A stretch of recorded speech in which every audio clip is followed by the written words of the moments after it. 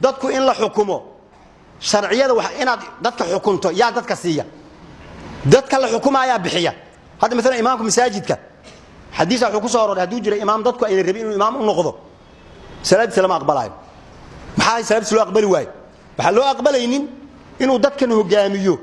yaa u dirsaday asaga dadkan ma iga u ogolaaday ma ina ogolaan qasab uu ku galay meesha salaadiisu waxa leeyahay thalathatu la turfa'u salatuhum fawqa ru'usihim shibran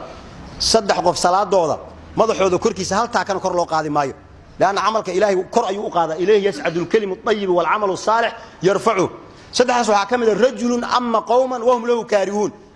nin oo dad imaam u noqday asoo dadku ay rabin xilli ay jiri jirtay hadda waa iska dhaafay oo masaajidada tirada ka batay masaajid miyay yaraayeen masaajidada maamulkooda isku qabsan jiray markaas mixraabkan wala kala xoog jiray bari odayaashu ay soo gaareen wadaada marka safku toosinaysa imaam meesha ka intu xaga ku maqnaa istaw ku hay koo yar la inta ka soo baxay uu galeen Allahu akbar salaadi ku jiraab sheekhu yaabay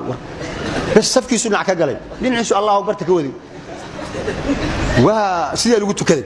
kaas meesha xooga ku galay marka salaadii lama aqbalay maxaa loo aqbali way salaadiisa dadweynihii uu ogolaan lahaa oo sharciyada uu saa ku yeelaya siin lahaa ayuu ka talaabsaday salaad oo 5 daqiiqo kaliya lagu jiraayo hadii saa loo ilaaliyo oo dadku waxayna rabin yaan lagu qasbin la yiri dawladdan oo ummad yaani hogaankeeda maxaa u manaysaa waa in lagu qasbina dadka ee dadku ayagu ay rabaan waa inay doortaan saasa madax lagu noqdaa marka yaani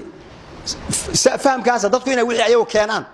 marka weelkii lagu shubi lahaa waa system boogtay madaxweyne yaa noqonaya baarlamaan yaa noqonaya hebelooyan kadib waxa la hirgelinayaa sharcigi inaga waxa inagu dhacay marka weelkii xukunka ahaa ee systemka ahaa ee madaxweynenimada iyo wixii la xiriira ah ayaan isku khilaafnay maxaan sameeynay marka bakoorintan soo qaadanay aan bakeeriga ku dhufanay bakeerigu uu kala daatay wuxuu kala faniinay dhinacyada kala duwan kuwa intay hore u boodeen jab bakeerigi kamid ah ay intuu la boodo wuxuu leeyahay ana madaxweyne jabkaan u war dhaladay ku sarayniyo san madaxweyne lagu ma noqdee waxa aad haysato waa jab bakeerigi ma aha jabkan uu ku sarin iska dhaaf maya jabkaas wax ugu iimaan kara male waa markay umadu burburayso asaas oo kale